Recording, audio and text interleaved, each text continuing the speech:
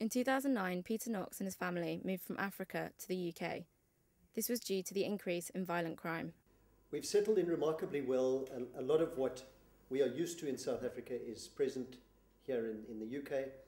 Particularly, I think of my lifelong love for running, which I can pursue in a much nicer village sort of atmosphere here. I can also take my daughter out on runs in the evenings, which I couldn't do in South Africa. So yeah, we've settled in many ways. Very well, in fact. Rise in violent crime and the inability to do anything about it. And my family were vulnerable, I thought. That was the big one. The constant worry about crime caused me to start getting a little bit racist, and I wanted to get away from that because I didn't really want to become that sort of person. 6 or 7 years ago, my then best friend was murdered in the most brutal way, put in the back of his car, in his car boot, and he'd been chainsawed into 5 pieces. I had to identify him. Nobody should ever really have to see that, a dear friend in 5 pieces. It really shocked me.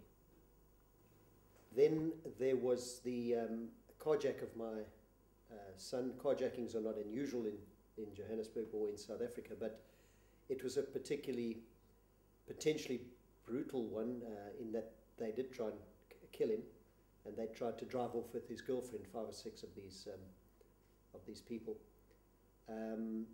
He survived that. They both survived that because he had to fight them. That should have been my son David's life. That's it. We're out of here like a rat leaving a sinking ship. When you grow up and live in a country for as long as I did in South Africa, you know, there are things which you really do miss. The obvious ones being family and friends.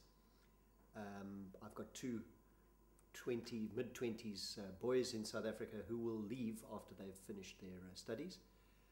I've got a wide circle of friends. I've got other family brothers and sisters and their families, and that's tough. We love the fact that we live in a gorgeous little village, so different to the prison that we lived in Johannesburg, the concrete jungle. And of course, another benefit for me, a guy like me who loves his beer, is the ale that you guys make. And I can walk to pub on a Friday afternoon, which I could never do in South Africa. Cheers to the beer.